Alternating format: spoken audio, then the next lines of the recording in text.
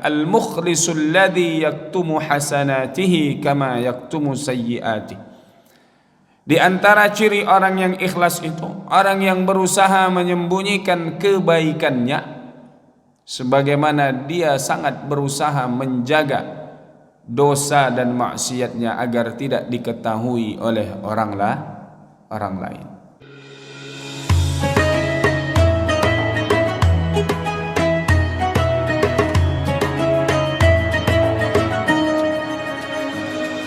A'udzu billahi minasy syaithanir rajim. Bismillahirrahmanirrahim. Assalamualaikum warahmatullahi wabarakatuh.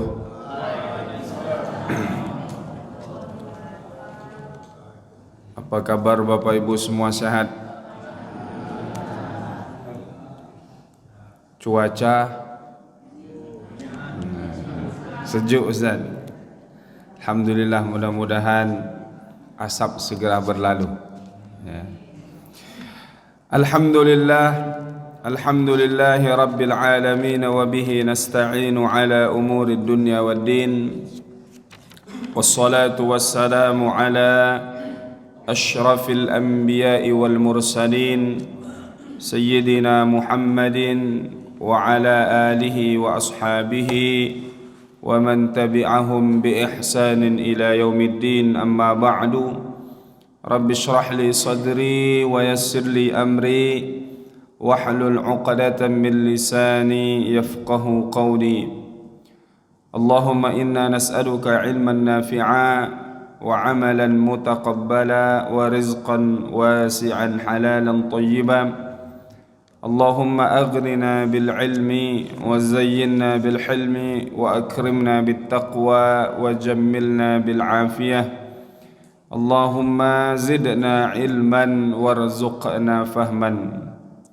Asbahna ala fitratil Islam wa kalimatil ikhlas wa ala dini nabiyyina Muhammadin sallallahu alaihi wasallam.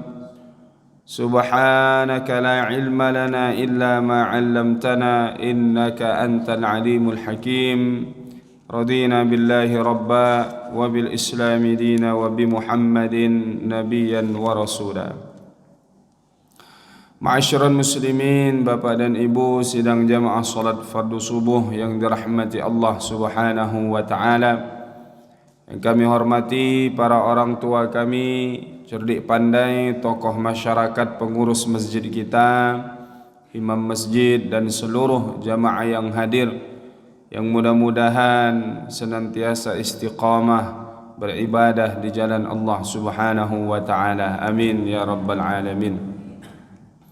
Alhamdulillah, sebagai ungkapan rasa syukur kita kepada Allah yang masih memberikan nikmat, di antaranya nikmat kesehatan, umur yang panjang, sehingga subuh hari ini dapat sama-sama kita hadir memenuhi panggilan Allah untuk dapat menunaikan kewajiban kita, yakni ibadah salat fardu subuh yang alhamdulillah kita laksanakan secara berjamaah.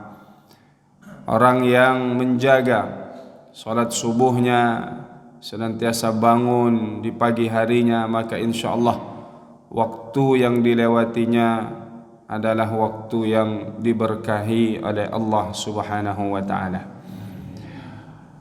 Kemudian tidak lupa bersolawat kepada baginda Rasulullah sallallahu alaihi wasallam. Allahumma salli ala sayyidina Muhammad wa ala ali sayyidina Muhammad. Assalamu alayka ya Rasulullah. Mudah-mudahan kita senantiasa berupaya mengikuti ajaran baginda Rasulullah, mengamalkan sunnah-sunnah beliau, sehingga kelak di akhirat kita termasuk golongan barisan umatnya Rasulullah sallallahu alaihi wasallam.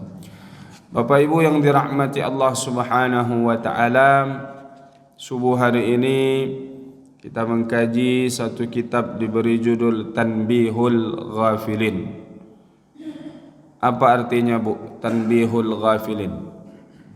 Ini bahasa orang kita ocu. tanbihul ghafilin.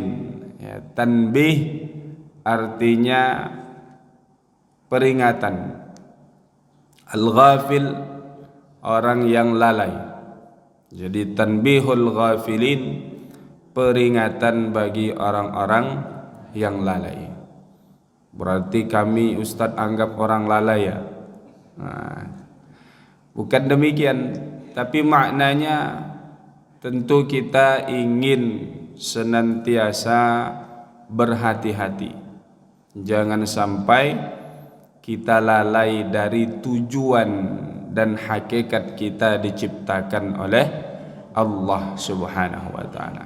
Tujuan kita tak lain dan tak bukan hidup di dunia ini adalah untuk beribadah kepada Allah Subhanahu wa taala. Maka Tanbihul Ghafilin satu kitab yang luar biasa, banyak dikaji, dibahas, disampaikan karena berisi ya nasihat-nasihat ataupun kemudian penjelasan-penjelasan yang bisa membuat kita selalu berada pada jalan kebaikan, jalan yang diinginkan oleh Allah Subhanahu wa taala. Kitab ini ditulis oleh salah seorang ulama yang juga luar biasa, bahkan digelar dengan al-faqih al-muhaddits. Al-faqih biasa gelar kepada orang yang mendalami ilmu fiqih, atau bahasa kita mendalami ilmu syariat. Lebih daripada itu, al-faqih secara umum paham terhadap urusan agama ini dengan pemahaman yang luas dan mendalam, sangat mengerti, begitulah bahasa kita. Al-muhaddits, muhaddits artinya seorang itu dia banyak berinteraksi dengan hadis-hadis Nabi sallallahu alaihi wasallam. Apa itu hadis? Hadis menurut definisi para ulama kita, terutama ulama hadis, menyatakan kullu ma udhifa ila an-nabi sallallahu alaihi wasallam min qaulin aw fi'lin aw taqririn. Hadis itu segala sesuatu yang disandarkan kepada Nabi sallallahu alaihi wasallam, baik itu berupa ucapan, perbuatan maupun keputusan yang dibuat oleh Rasulullah sallallahu alaihi wasallam. Maka kalau kita menyatakan ini ucapannya Rasulullah, berarti itu termasuk hadis yang bentuknya adalah ucapan. Rasulullah pernah melakukan ini, disampaikan oleh sahabat, saya melihat Rasulullah berbuat seperti ini dan lain sebagainya. Berarti itu termasuk hadis fi'li, perbuatan Nabi. Ada pula ketetapan yang disampaikan oleh Rasulullah sallallahu alaihi wasallam ketika melihat suatu kejadian atau ada terjadi perselisihan, maka apa yang diputuskan oleh Nabi itu juga menjadi hadis ataupun rujukan bagi kita dalam beribadah kepada Allah Subhanahu wa taala. Maka al-muhaddits orang yang banyak ya berinteraksi dengan hadis Nabi, memahaminya, menghafalnya juga. Nah, jadi beliau seorang ulama yang luar biasa. Siapa beliau? Namanya adalah Nasr bin Muhammad bin Ahmad bin Ibrahim As-Samarqandi, atau biasa juga disebut dengan Abu Laits. Ya, biasa kalau ringkas nama beliau disebut Abu Laits As-Samarqandi. Jadi dari namanya As-Samarqandi adalah tempat kelahiran beliau. Nah, kita juga seperti itu biasanya. Lahir di mana atau orang mana? Orang Palembang, Al-Palembangi. Orang Pariaman, Al-Baryamani. Salah-salah sikit Al-Premani nanti dibuatnya ya. Kemudian begitulah para ulama dulu untuk mengetahui di mana dia tinggal, dari mana beliau berasal. Samarkand sekarang nama negara ataupun negaranya disebut dengan Uzbekistan. Uzbekistan ni yang kalau negara Tantan ni biasanya bekas jajahan ataupun bekas pemerintahan atau yang dibawa kekuasaan Uni Soviet dulunya. Maka beliau seorang ulama dari sana. Ya. Lahir tahun 944 Masehi. Sudah berapa tahun yang lalu? Ya. Sekarang kita 2023. Ya, berarti sekitar berapa? Ya sudah 1000 tahun lebih lah. Ya. Wafat tahun 983 Masehi. Kalau Hijriyahnya beliau ya hidup di abad keempat Hijriyah. Sekitar ya 1000 tahun yang lalu. Karena kita sekarang 1445. Maka beliau seorang ulama yang digelar al-faqih, al-muhaddis, yang punya banyak karya karangan. Di sini disebutkan minimal yang terdata dalam kitab ini ada 15 buku ataupun 15 karangan yang beliau tulis. Baik, Bapak Ibu yang dirahmati Allah Subhanahu wa taala, sedikit mengenal profil siapa beliau, Al-Imam Abul Laits As-Samarkandi. Bab yang pertama dibahas dalam kitab ini adalah babul ikhlas, bab tentang keikhlasan. Jadi memang masalah ikhlas ini banyak disampaikan oleh ulama ataupun kemudian menjadi titik poin ataupun titik penting ya dalam kita beribadah kepada Allah Subhanahu wa taala. Maka kita harus memiliki sifat ikhlas ini ya. Maka dalam kitab ini di antara kita sebutkan bab-bab yang dibahas di awal-awal ada pembahasan tentang ikhlas, kemudian kematian dan bagaimana dahsyatnya kematian itu, kemudian siksa kubur, keadaan hari kiamat nanti kalau sudah datang kiamat, bagaimana keadaan bumi alam semesta ini, kemudian sifat-sifatnya neraka dan para penghuni yang ada di dalamnya. Begitu juga dengan surga, gambarannya, kenikmatan yang ada di dalamnya dan siapa-siapa orang yang akan masuk ke dalam surga Allah. Kemudian ya al-amru bil ma'ruf wan nahyu 'anil munkar, taubat, kemudian berbakti kepada kedua orang tua, haknya seorang anak dari orang tuanya, silaturahim, bertetangga dan seterusnya. Jadi intinya hal-hal yang ya sangat berkaitan erat dengan kehidupan kita sehari-hari. Baik Bapak Ibu yang dirahmati Allah Subhanahu wa taala, pertama berbicara tentang ikhlas. Maka ikhlas ini ya definisi secara umum adalah beribadah hanya untuk Allah Subhanahu wa ta'ala. Apapun yang kita lakukan maka tujuannya atau ibadah itu kita peruntukkan untuk Allah Subhanahu wa ta'ala. Maka khalusa, ikhlas artinya bebas, tidak terikat dengan apapun dalam dia beribadah, tidak untuk dilihat, tidak untuk disanjung, bukan untuk orang lain, tetapi murni untuk Allah Subhanahu wa ta'ala. Maka beliau di awal-awal menjelaskan tentang ikhlas ini mengutip hadis Nabi ataupun menukil hadis Nabi yang Rasulullah bersabda, akhwafu ma akhafu alaikum asyirkul asghar. Di antara yang aku paling khawatirkan kepada kalian ini, kata Nabi, adalah syirik kecil. Maknanya banyak di antara kita ini melakukan syirik kecil. Apa itu syirik kecil? Kata Nabi, ar-riya'u. Syirik kecil itu adalah riya. Beramal bukan untuk Allah tapi agar dilihat oleh manusia.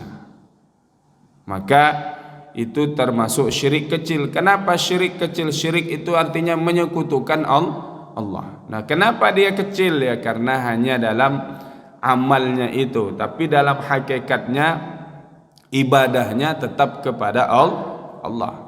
Menyembahnya tetap kepada Allah. Tapi kalau dia menyembah pohon, gunung, matahari, itu namanya syirik besar. Dan itu tidak diampuni oleh Allah Subhanahu wa taala. Jadi dia masuk syirik kecil karena ibadahnya ada ditujukan kepada selain Allah. Lalu kemudian nanti di akhirat orang-orang yang beramal dengan riya ini agar dilihat oleh orang, disuruh oleh Allah pergi mencari orang-orang yang ditampakkan amalnya dulu. Ya, ada orang yang melihat dia solat, maka orang yang dia tampakkan amalnya dulu, cari orang itu, apakah kalian dapatkan manfaat, dapat faedah? Tentu tidak ada. Karena yang memberi balasan adalah Allah Subhanahu wa ta'ala. Dan yang diinginkan dia dulunya agar dilihat oleh orang, dipuji, diceritakan, wa qad qil, dan itu sudah dia dapatkan. Orang menceritakan dia baik, rajin dan lain sebagainya. Karena memang itu tujuannya dia dalam beramal. Maka tak dapat lagi apa-apa di kehidupan akhirat. Sesuai dengan firman Allah Subhanahu wa taala, innal munafiqina yukhadi'una Allah wa huwa khadi'uhum. Orang-orang munafik itu dalam pandangan mereka menipu Allah, menipu Rasulullah, menipu orang-orang beriman. Kenapa? Karena di zaman Nabi banyak orang-orang yang munafik. Munafiknya secara i'tiqadi, secara keimanan, keyakinan. Dia sebenarnya tidak beriman kepada Allah, tetap dalam kemusyrikan. Tetapi agar dia selamat, ya, maka ketika berjumpa dengan Nabi, dengan sahabat, dia tampakkan seolah-olah dia beriman. Nabi, sahabat solat, dia ikut solat, padahal dia tidak beriman. Maka begitulah, tidak mendapatkan apa-apa. Seolah-olah dia menipu Allah, tapi pada hakikatnya Allah yang menipu mereka. Maknanya tanpa dia sadari, menipu dirinya sendiri. Nah, kemudian Bapak Ibu yang dirahmati Allah Subhanahu wa taala, Rasulullah sallallahu alaihi wasallam juga memberikan contoh kepada kita bahwa ada memang orang yang beramal kemudian tidak mendapatkan balasan apa-apa daripada amalnya.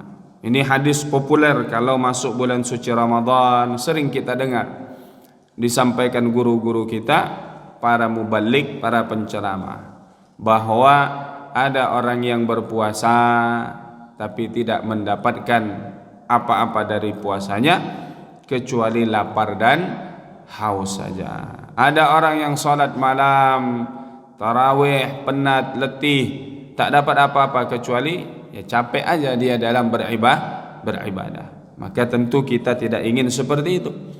Karena amat meruginya kita sudah beribadah capek-capek kita tapi tidak mendapat balasan, tidak mendapat pahala di sisi Allah Subhanahu wa taala. Maka kemudian ya beliau al-Imam Abu Laits As-Samarkandi rahimahullahu taala menjelaskan ya pentingnya ikhlas ini, ya mengutip hadis-hadis Nabi, kemudian firman Allah Subhanahu wa taala yang menunjukkan bagaimana pentingnya menjaga keikhlasan kita kepada Allah Subhanahu wa taala. Maka daripada itu dikatakan oleh para ulama kita, al-ikhlasu, ikhlas ini sirrun bainal abdi wa rabbih, rahasia antara seorang hamba dengan penciptanya Allah Subhanahu wa ta'ala. Yang tahu ikhlas tidaknya itu kita sendiri. orang lain tidak bisa mengetahuinya. Maka kita tidak boleh mudah-mudah mencap orang itu tidak ikhlas. Kalau mencap orang ikhlas itu rasanya mudah bagi kita. Ya, atau bahasanya ya tidak banyak dari kita ini yang mau menilai orang, wah ikhlas bapak ini. Tapi yang banyak biasanya menilai tak ikhlas ini. Jadi tidak boleh kita mudah menilai orang tidak ikhlas. Kenapa? Karena yang tahu ikhlas tidaknya itu hanya dia dengan Allah. Karena ikhlas itu tempatnya di dalam hati kita, tak ada yang mengetahuinya. Tapi ada disebutkan nanti beberapa ciri-ciri mana kira-kira amalan atau perbuatan yang itu bisa tergolong ikhlas karena Allah Subhanahu wa ta'ala. Dan ulama membagi ikhlas ini kepada 3 tingkatan. Ada 3 tingkatan orang-orang yang ikhlas dalam beramal. Tingkatan yang rendah ada namanya ikhlasul awam. Ikhlasnya orang-orang awam. Awam ini artinya kebanyakan kita, umum. Rata-rata orang seperti ini kalau dia beribadah. Bagaimana ikhlasnya orang awam? Dia beramal ingin juga mendapatkan manfaat dunia, tapi juga tetap berharap pahala di kehidupan akhirat. Dia rajin salat duha agar dilancarkan rezekinya, agar dagangannya laris. Tapi dia juga tetap mengharapkan balasan di akhirat. Ikhlas dia. Tapi ikhlasnya yang paling bawah. Kata orang ikhlasnya anak kecil. Bagaimana ikhlas anak kecil?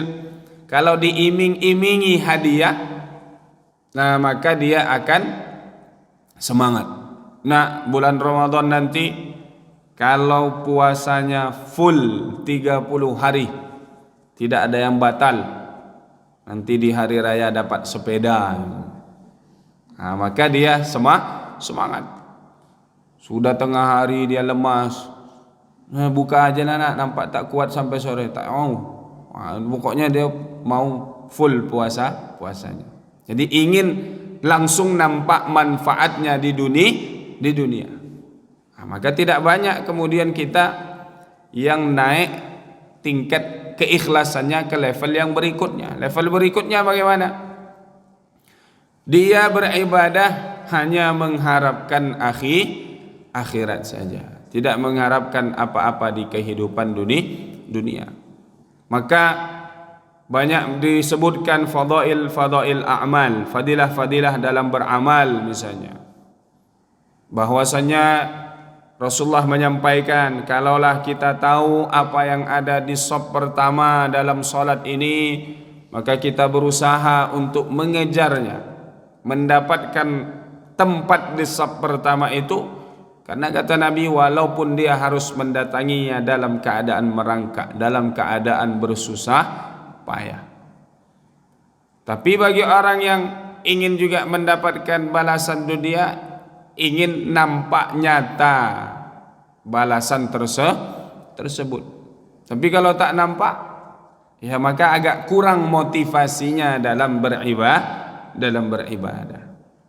Nah, maka kalau orang yang yakin seolah-olah dah nampak balasan itu di akhirat, maka dia akan semangat dalam beribadah. Maka landasan kita beribadah ini adalah diantaranya, pendorongnya adalah keyakinan kita kepada Allah. Semakin kita yakin dengan janji Allah, maka akan semakin kuat kita dalam beribadah.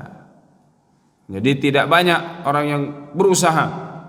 Ya, bahkan masih ada di antara kita, kalau kosong shaf di depan dia suruh orang lain untuk maju.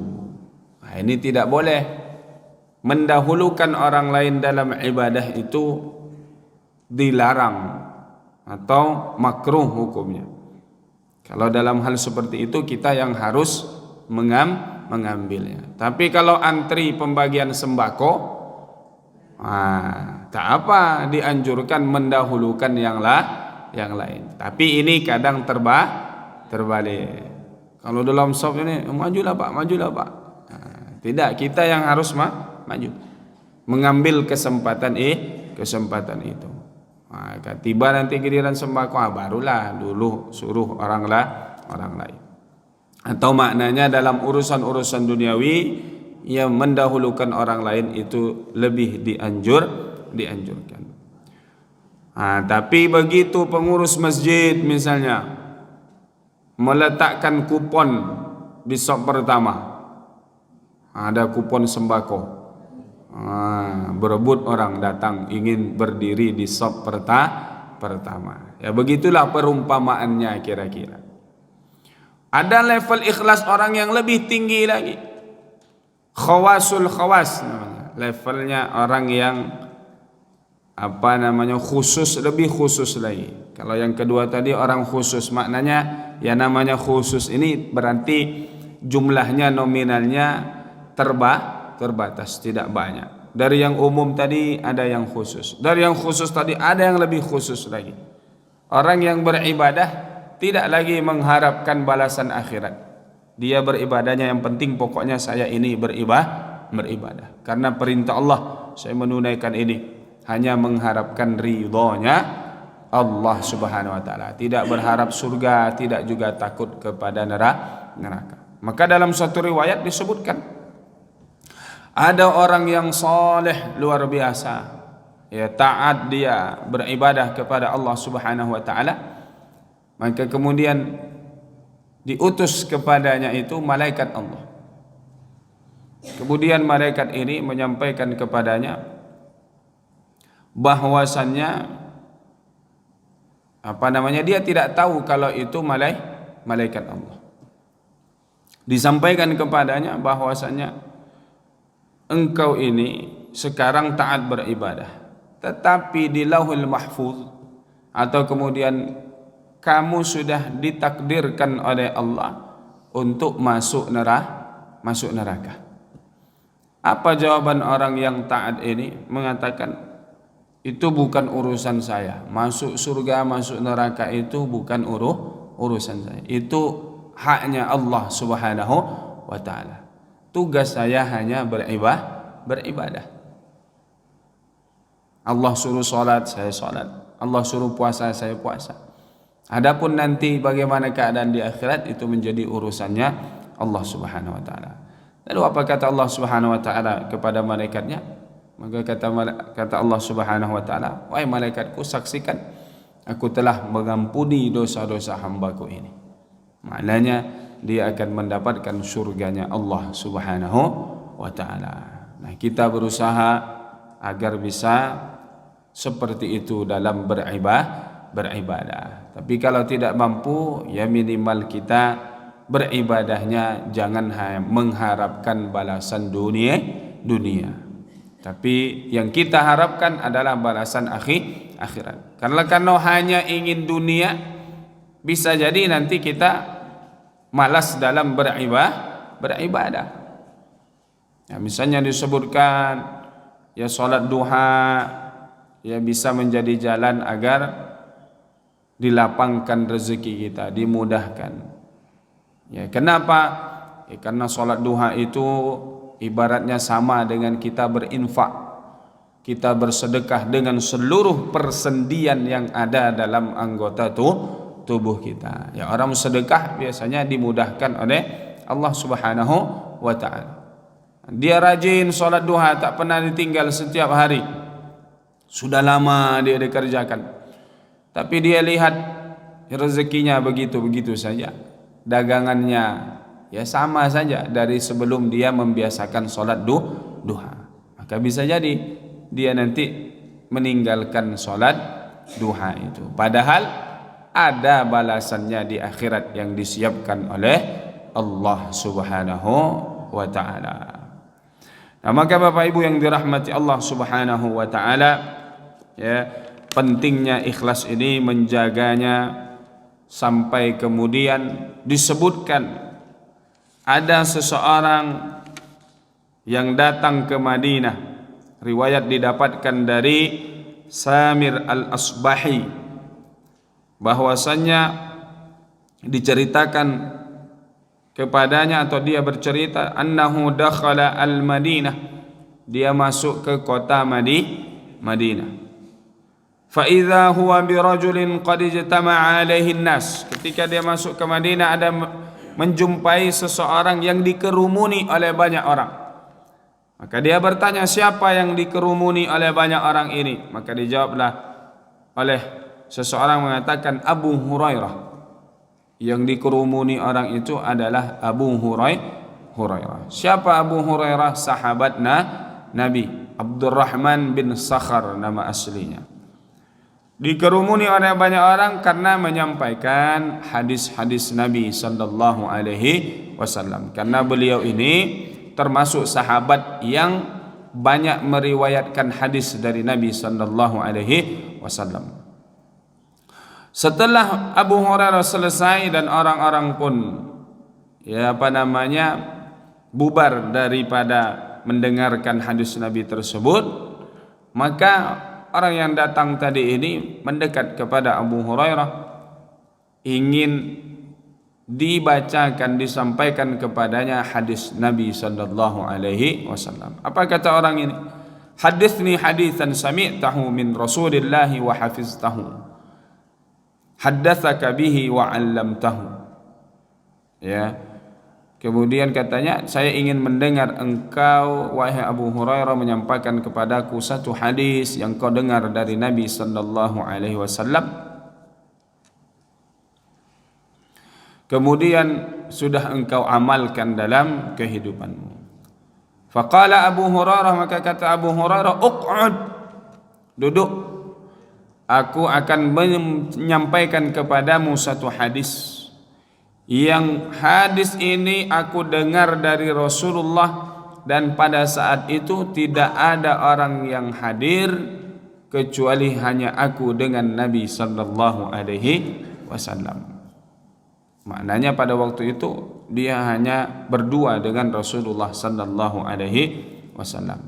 Tapi biasanya sahabat kalau mendengar hadis dari Nabi, dia sampaikan kepada sahabat yang lain. Karena begitu pesan Nabi, liyuballighu al-hadiru al-ghaibah, hendaklah yang hadir ini menyampaikan kepada yang tidak hadir.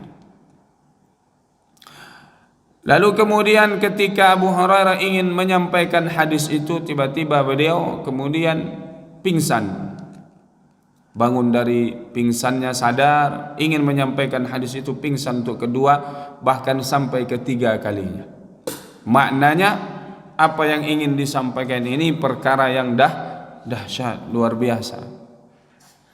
Apa yang disampaikan oleh Abu Hurairah, inti daripada hadisnya menyebutkan bahwasannya Rasulullah menyampaikan orang yang pertama kali nanti dimasukkan ke dalam neraka Allah Subhanahu wa taala adalah orang-orang yang dalam kacamata kita, pandangan kita, dia orang saleh. Jadi yang pertama diseret ke dalam neraka bukan koruptor, ya, bukan orang yang setiap harinya mabuk-mabukan, berjudi, menipu, membunuh, bukan. Tetapi siapa yang pertama kali diseret ke dalam neraka? Pertama di sini disebutkan, fa awwalu man yud'a bihi rajulun qad jama'al Qur'an. Orang yang pertama kali dipanggil nanti di sidang adalah orang yang dia diberi kemampuan, diberi ilmu pemahaman terhadap Al-Quran, pandai membaca Al-Quran. Maka dia baca Al-Quran siang dan malamnya, dikenal dalam masyarakat dia ahlul Quran, ya, orang yang selalu dekat dengan Al-Quran. Lalu kemudian yang kedua yang dipanggil rajulun qatala fi sabilillah, orang yang berjihad di jalan Allah, berperang sampai meninggal. Kemudian rajulun katsirul mal, Yang ketiga, orang yang banyak hartanya. Tidak hanya banyak harta, tapi dia dermawan, berinfak dengan hartanya. Maka ketika sudah dipanggil, ditanya oleh Allah Subhanahu wa taala, apa yang kau lakukan? Orang yang diberi ilmu Al-Quran mengatakan, ya Allah, aku membaca Al-Quran siang dan malam, ya. Kuntu aqumu bihi ana al-laili wan nahar. Siang dan malam saya membaca Al-Quran dalam solat-solat saya, dalam solat malam. Lalu kemudian apa kata Allah Subhanahu wa taala? Kadzib, engkau dusta, kau bohong, ya. Wa yaqulul malaikah kadzib, dan malaikat juga mengatakan demikian, kau bohong, kau dusta, ya. Bal aradta an yuqalu fulan, ya. Lalu kemudian engkau melakukan hal itu hanya ingin disebut qari'un, orang yang gemar membaca Al-Quran. Berarti beribadahnya bukan karena Allah. Lalu apa? Wa qad qil, dan itu sudah disebut dulu semasa hidupmu di dunia. Orang-orang yang tinggal di sekitaranmu sudah mengenal semuanya. Oh, engkau ini orang yang rajin membaca Al-Quran. Kemudian yang kedua tadi, orang yang berjihad di jalan Allah. Maka juga ditanya, apa yang kau lakukan? Ya Allah, aku berperang membela agamamu. Maka kata Allah, kadzib, kau dusta. Kau pergi berperang hanya ingin disebut pemberani, ingin disebut pahlawan, dan itu sudah disebutkan. Begitu juga dengan orang yang ketiga, mengatakan, ya Allah, dengan harta yang kau berikan, harta yang banyak, aku bantu masjid, bantu anak yatim, bantu fakir miskin, menolong agama Allah Subhanahu wa taala. Kadzib, Allah mengatakan, kau dusta, engkau melakukan itu ingin disebut sebagai seorang yang dermawan. Maka kemudian ketiga orang ini diseret dan dimasukkan ke dalam neraka Allah. Nah, bagaimana kita melihatnya? Menjadi iktibar, pelajaran bagi kita, bahwasanya sebanyak apapun amal yang kita lakukan, kalau tidak ikhlas karena Allah, maka amal itu menjadi haba'an mansura, hilang tanpa bekas. Ibaratnya ada tanah debu di atas batu, kemudian datang hujan lebat, hilang debu tanah di atas batu itu, tak ada bekas, tak ada sisanya. Begitulah kalau amalan kita tidak ikhlas karena Allah Subhanahu wa taala. Maka Bapak Ibu yang dirahmati Allah Subhanahu wa taala, kita harus selalu menjaga niat kita ketika akan beribadah. Maka kemudian Al-Imam Ali karramallahu wajhah radhiyallahu anhu wa arda, ataupun kemudian ada pertanyaan yang disampaikan oleh kepada ahlu hikmah. Di sini disebutkan waqila li ba'dil hukama, disebutkan kepada orang-orang ahlu hikmah, orang-orang yang beramal, ucapannya sesuai dengan amalnya, ucapannya ucapan yang baik, perbuatannya juga demikian. Manil mukhlis, kriteria yang disebut orang ikhlas itu siapa? Ciri-cirinya bagaimana? Maka dijawablah mengatakan, al-mukhlisul ladzi yaktumu hasanatihi kama yaktumu sayyiati. Di antara ciri orang yang ikhlas itu, orang yang berusaha menyembunyikan kebaikannya sebagaimana dia sangat berusaha menjaga dosa dan maksiatnya agar tidak diketahui oleh orang lain. Maka dikatakan min alamatil ikhlas ikhfaul amal. Di antara ciri ikhlas itu berusaha menyembunyikan amalnya, jangan sampai ketahuan oleh orang lain. Maka ada nanti orang yang diceritakan datang kepada Nabi sallallahu alaihi wasallam, ya Rasulullah, saya beramal sudah berusaha menyembunyikan amal saya, tapi ada saja kadang orang yang melihat amalan saya ini, sehingga ketika saya sadar ada orang yang melihat, kadang muncul rasa bangga dalam diri saya. Ya Rasulullah, aliya fihi ajrun, apakah saya dapat pahala dari amal saya itu ya Rasulullah? Maka kata Nabi, kau dapat 2 pahala. Pahala yang pertama, pahala karena kau menyembunyikan amalmu, berusaha untuk menyembunyikannya agar tidak dilihat oleh orang. Yang kedua, karena amalanmu itu dilihat oleh orang. Maknanya bagaimana? Kita beramal dilihat oleh orang, sehingga orang yang melihat itu termotivasi dengan apa yang kita lakukan, kebaikan yang kita kerjakan. Tapi tentu kita tetap menjaga niat. Maka kadang kalau masuk bulan-bulan Zulhijjah, mulai di masjid misalnya ada ditempel daftar nama peserta kurban, bukan peserta orang yang dikurbankan, daftar nama peserta kurban. Saya jamaah bertanya, Ustaz, nama kami ditulis di situ, apa itu tidak menunjukkan tidak ikhlas atau riya? Tergantung kita menjaga niat masing-masing. Tapi itu kita dari hadis tadi kita dapat pelajaran. Dengan mungkin ditulisnya nama di situ, mungkin dilihat hari ini baru 1 kelompok, besok bertambah 2, akhirnya jamaah yang lain yang melihatnya timbul dalam dirinya dorongan, termotivasi juga untuk ikut berkurban. Maka menjadilah dia sebagai syiar.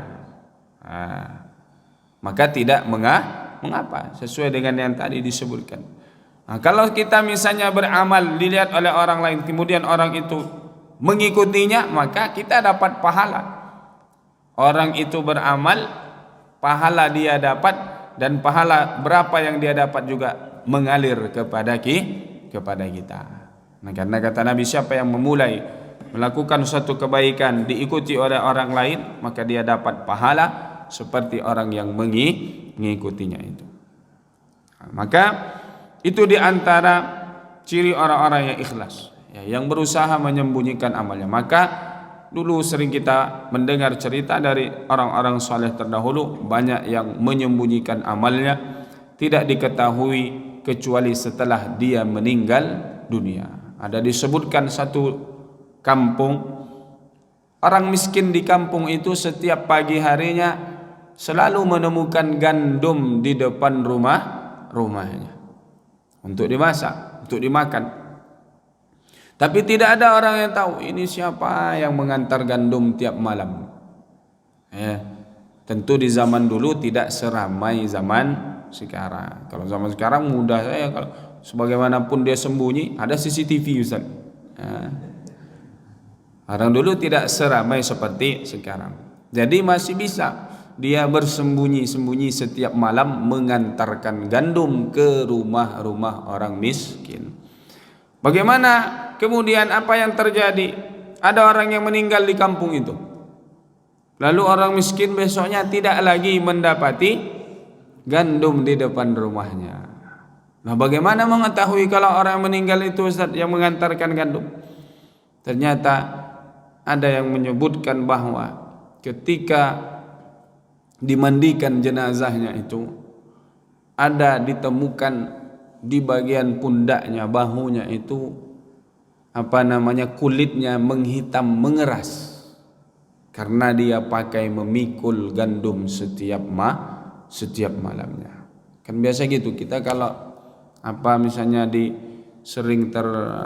tangan kita ini juga kalau kerja sesuatu yang berat, kadang kan mengeras ya, atau mata kaki kita kalau sering duduk bersila, duduk lama, biasa anak-anak pondok seperti itu, karena dia sering duduk bersila, duduk mengaji, duduk lama, menghitam itu mata kakinya. Maka dari situlah diketahui. Bahkan ada orang yang dia berpuasa, bahkan orang yang tinggal serumah dengan dia tidak tahu kalau dia itu berpuasa, berusaha menyembunyikannya. Kenapa?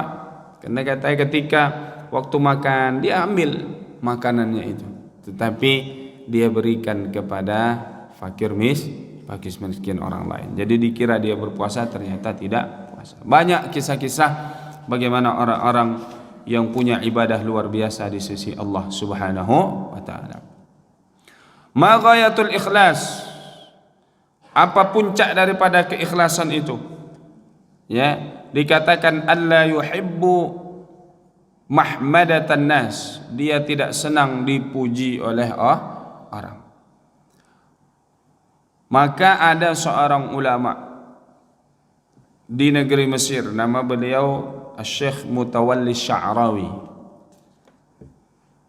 Ketika saya ke Mesir sudah meninggal beliau, saya tidak sempat berjumpa. Kalau tidak salah beliau meninggal di bawah tahun 2000, ya, masih belum terlalu lama. Ketika meninggalnya, bagaimana orang penduduk di kampungnya itu, saking banyaknya yang datang mengantar jenazahnya, itu bahasa kita, jenazahnya itu, kerandanya itu tidak bisa dipikul oleh orang, maknanya dibawa berjalan, tapi jenazah itu hanya lewat di atas orang, dipindahkan dengan bahasa kita itu ya. Karena saking ramainya orang yang datang, jadi hanya lewat di atas kepala orang yang saling sambut menyambut. Saking banyaknya orang yang datang, karena beliau memang dikenal seorang ulama yang luar biasa.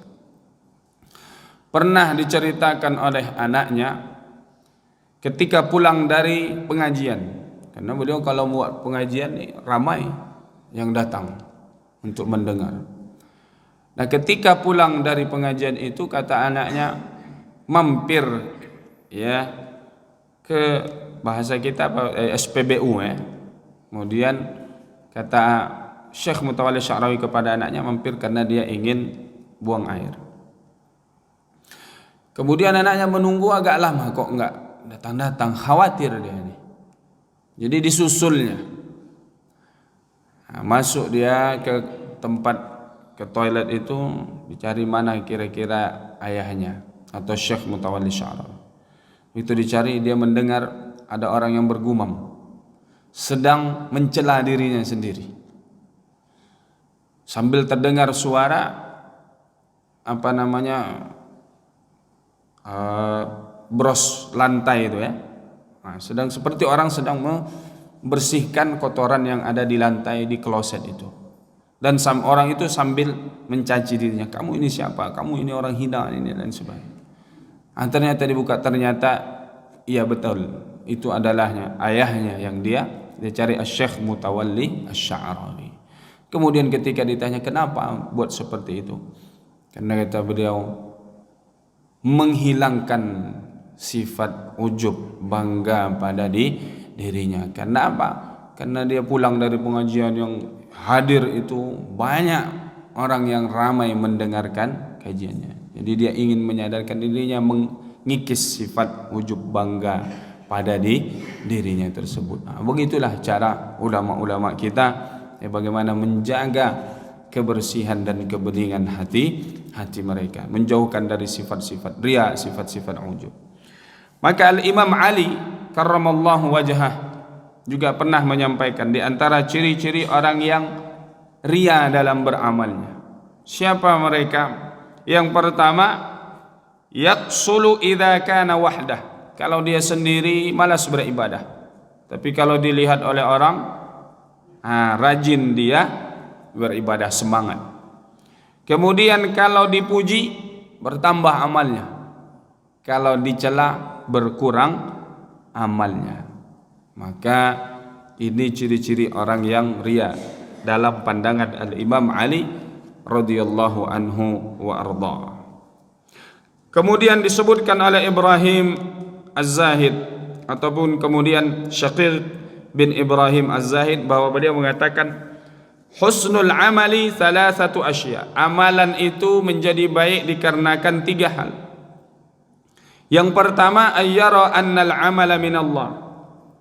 Pertama, kita melihat amalan kita ini bukan dari kita, tapi dia dari Allah. Maknanya yang membawa kita datang ke masjid, solat berjamaah itu adalah tuntunan taufik dari Allah Subhanahu wa taala. Maka dengan demikian apa? Liyukassira bihi al-ujuba, agar menghilangkan ujub, bangga pada diri, bahwa amalan kita ini karena Allah yang menuntun kita untuk beramal. Kalau tidak karena hidayah dari Allah, maka kita tidak bisa beramal. Yang kedua, ayyurida bihi ridallah liyukassira bihi al-hawa. Dalam beramal tujuannya untuk mendapatkan ridha Allah, agar menundukkan hawa nafsu yang keinginannya itu mendapatkan pujian dari amalnya. Wasalits ayyabtaghiya thawabal amali min Allah. Dia beramal ingin mendapatkan balasan itu dari Allah, bukan pujian dari manusia. Nah, ini Bapak Ibu yang dirahmati Allah Subhanahu wa taala. Lalu kemudian juga dikatakan ada 4 hal yang dibutuhkan kalau seseorang itu ingin amalnya selamat, maknanya amalnya diterima oleh Allah. Pertama, al-ilmu qabla bad'ihi. Harus ada ilmu sebelum beramal. Amalan apapun tentu landasannya ilmu. Tidak bisa berwuduk dengan baik kalau tak tahu ilmu tata cara berwuduk, solat dan lain sebagainya. Kemudian yang kedua, as-sabru fi an-niyatu fi mabda'ihi. Ketika akan memulai, pasang niat. Maka ketika wuduk kita berniat, sengaja berwuduk untuk menghilangkan hadas karena Allah Subhanahu wa taala. Jadi jelas wuduknya itu untuk apa? Kemudian yang ketiga, sabar dalam beribadah. Karena memang berat beribadah ini. Maka dibutuhkan kesabaran. Kemudian yang keempat, al-ikhlasu 'inda firaghihi. Ikhlas ketika sudah selesai beribadah. Jadi setan seperti itu, ketika kita akan beribadah dibujuknya kita, ya, agar kita tidak jadi beribadah. Ketika selesai beribadah, dia datang lagi untuk membisikkan kepada kita agar kita bangga dengan amalan kita. Maka dikatakan dalam ungkapan, dosa yang membawa seseorang itu kemudian datang bertaubat kepada Allah Subhanahu wa taala itu lebih baik daripada amalan yang mengantarkan dia menjadi bangga dengan amalnya. Karena kalau bangga, ya amalnya tidak ada apa-apanya, bahkan bisa berujung ke dalam neraka Allah. Tapi orang yang bertaubat datang kepada Allah, insyaallah diterima taubatnya oleh Allah Subhanahu wa taala. Nah, inilah Bapak Ibu yang dirahmati Allah Subhanahu wa taala, ya, pembahasan tentang ikhlas, yang mudah-mudahan kita berusaha menjaga amal-amalan kita ini kita niatkan untuk Allah Subhanahu wa taala, bukan untuk manusia, sehingga tidaklah amalan itu sia-sia di sisi Allah Subhanahu wa taala. Karena alangkah meruginya kita sudah capek-capek beramal tidak mendapatkan balasan. Maka mudah-mudahan kita menjadi hamba-hamba Allah yang ikhlas dalam beramal. Demikian Bapak Ibu yang dirahmati Allah Subhanahu wa taala. Mudah-mudahan bermanfaat apa yang kita kaji, menjadi pengingat bagi kami yang menyampaikan dan kita semua yang mendengarkan insyaallah taala.